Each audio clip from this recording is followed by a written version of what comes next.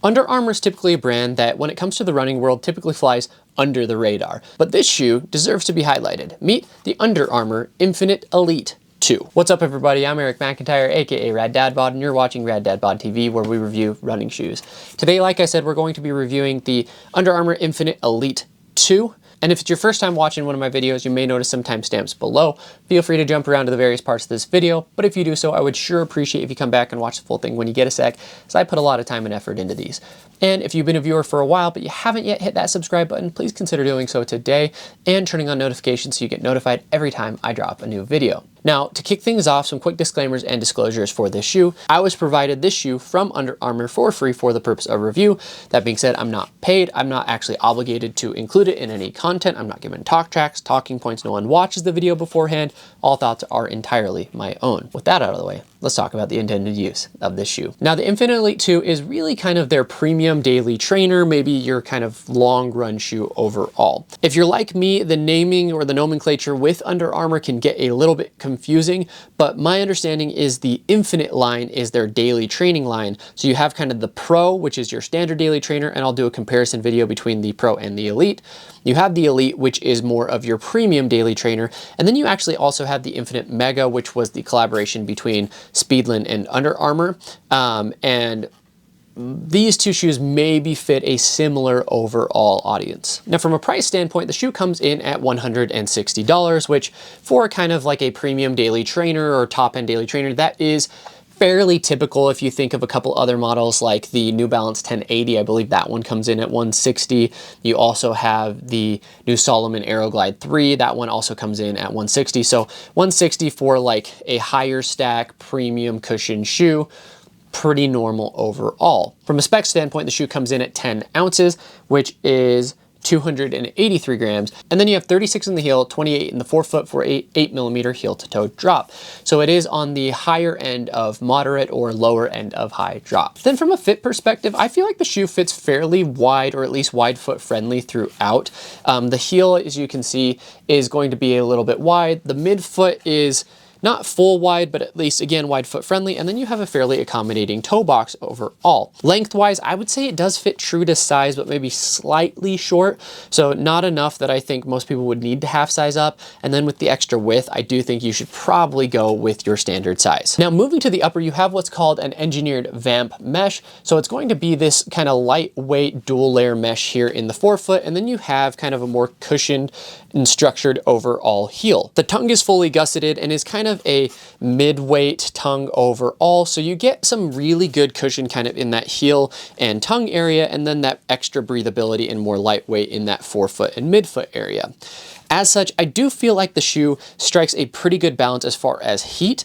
It is a little bit warmer, I think, than I normally prefer, but for the most part, I don't think you're going to overheat in the shoe too much. The lockdown in the shoe overall is solid. I do have to cinch down pretty good to get that midfoot lockdown because the shoe is pretty wide overall. And so, but it's also not a shoe that I'm going to be running super fast in, and that's where I tend to shift around most in a shoe. So I do feel like the lockdown is adequate, and I could have probably done a runner's knot as well to prevent any additional shifting. Something that is a little bit awkward for me is the fit of this heel. So there's no heel slippage, but the heel does kind of curve in a little bit, and it creates almost the sensation of like a high top a little bit shoe. So while it's comfortable and I didn't have any irritation or anything like that, that slight curvature and then that slightly like high overall back there, it did feel a little bit awkward and almost a little bit bulky or clunky in that heel counter area for the most part. But I will say that the shoe is very comfortable up top. The tongue is a decent overall weight. I do worry kind of in the summer, these might get a little bit warmer than I would like again, but for the most part, pretty balanced upper. Now, moving to the midsole, you have a beaded TPU, which is known as Hover Plus, and you get all 36mm of stack there in the heel. Now, this Hover Plus material, the beaded TPU, is very nice underfoot. If you're familiar with Power Run Plus from Saucony, that's kind of a material that I might be looking at to compare this to. So you get that it's almost like you in hand, like you can feel it squishes, but it's almost firm. but it has like a decent amount of give, and when you run in it, it maintains its form, it maintains its structure, so it's not squishy, right? But it is soft. Like, it's not a firm overall foam. So it is soft, but you get the structure, which gives you the stability, and because it is a little bit more resilient, you also get some pretty good rebound. So to me, this shoe was actually surprisingly bouncy. Now, nowadays, 36 in the heel isn't really like max cushion anymore. Like, frankly, most shoes on my shelf are 30 plus or 35 plus millimeters in the heel. But I do feel like this shoe does take on the form of a more max cushion daily trainer. And so you kind of have a wide base, as you can see there. You know, you have that extra flare out in the heel, which is going to add some additional stability. The actual outsole, or the actual midsole, goes out wider than the rest of the shoe by a decent amount. So the shoe gives you a lot of cushion underfoot, not just like straight underfoot, but also widthwise, which creates this stable, bouncy, comfortable, kind of plush overall experience. Now, from a pace versatility standpoint, I think that this foam, if it was cut in a more aggressive geometry, would create a, you know, faster feeling overall shoe, like, because it is bouncy, right? There's some really good bounce there, but because of the geometry of the shoe, I do think this is really going to be more of your easy run, your recovery run, your long easy run, right? Not like a long run with workout paces, but just like long time on feet.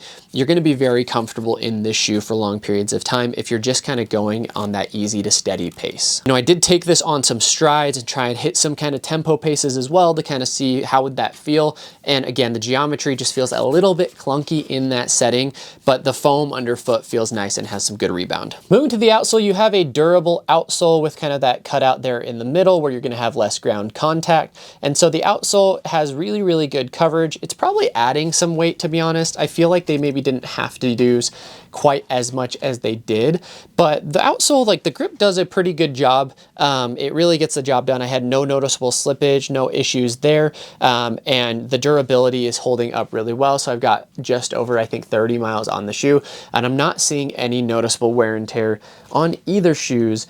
Even in my normal areas, I'll start to get some of that rubbing in that lateral heel sometimes, and I'm not seeing any of that on either side. So overall, the outsole does seem to be holding up well, and you can see they actually go a little bit thinner there in that midfoot section, so they are trying to save a little bit of weight, and then you have the thicker outsole with that aggressive tread and kind of those higher contact areas. Now, who's the shoe for?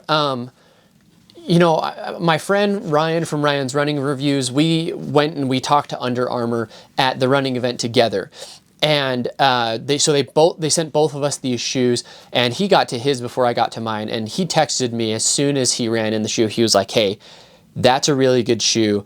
That's what the Triumph should have been," right? Like the Triumph 22, I think we're going on 23. It's like, that's what the Triumph 22 should have been, right? And I completely agree with what he's saying there, right? Like, this is a max cushion shoe that punches above its weight, right? It's stable, it's bouncy, it's comfortable, it's supportive. Like, those who want a shoe that can go the distance, like if you're going to be running a long race, a half marathon, maybe even a marathon, you don't want a carbon plate, you just want something that's going to be comfortable yet still bouncy and not dead underfoot. Like, that's this shoe, right? You want one shoe that can handle a lot of bulk miles. Isn't going to be the fastest shoe out there, but maybe you don't have a lot of pace variance, you're not doing a ton of speed work, or your speed pace or your like fast paces aren't that different from your regular paces. This is going to be a phenomenal shoe for that kind of work, right? I would even go as far as to say, like, this shoe could work for those with light stability needs because of the wide overall base, as well as the form of the foam just not kind of compressing like crazy and rolling in. So I think that this is a really, really great shoe. A lot of people would like this for kind of your daily trainer, like your bulk mile shoe. The other thing is people who are looking for a wider overall fit. Sometimes wide can be hard to find. I honestly, like, I run in everything, and so I feel like there's plenty of brands out there that do fit pretty wide, to be honest, but I still get the question oftentimes like, hey, what can I run in if I have wide feet, right? This is a really solid kind of all-around shoe. So just some final thoughts. I mean, if you think of my top shoes of the year right now, like, I think I said my top 3 was the Evo SL, the Neo Zen, and the Aeroglide 3. This is similar to the Aeroglide 3. Not exact. I do like the Aeroglide 3 more, but this is similar, right? Just in the sense of Aeroglide 3 is you know, another beaded foam as well. I can't remember off the top of my head what that foam is, but the overall construction of those foams, very, very similar. So you're gonna get bouncy, it's gonna be fun, it's gonna be soft, but the Aeroglide 3, as you can see, it's cut out in a little bit, not aggressive, but more standard daily training setup, versus this is cut out in more of a max cushion setup, in my opinion, right? So that is what's going on here. It doesn't crack my top 3. I don't know that it cracks my top 5, but as far as max cushion daily trainers go, I haven't tried a ton this year that I have loved, and I do think that this is a potential contender, at least for the top 3 in the max cushion category. Again, daily max cushion trainers. So I'll definitely have to put some thought into that. We'll obviously have an update for you guys at the end of June for like Q2 update of top shoes of 2025 in these categories. But overall, really, really enjoyed the shoe. One thing I will say, I don't feel like it's a great looking shoe. Just from my own personal style preferences, I don't know if it's the color block or if it's the actual like design of the shoe itself. But when I look at last year's model, I thought that was a good looking shoe.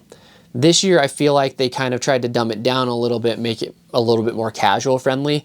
And for me, I'm like, no, go crazy with it. It's a running shoe, have fun with it. So I would love to see a little bit crazier overall design for the Infinite Elite 3. I'm assuming they're gonna make a 3. But as far as performance goes, really, really solid shoe overall. Now, if you watched this far, I sure appreciate you. Please take a second, let me know in the comments what questions you have about the shoe or what I can be doing better to make these reviews even more educational or entertaining for each and every one of you. And again, if you haven't yet hit that subscribe button, please consider doing so now and turning on notifications.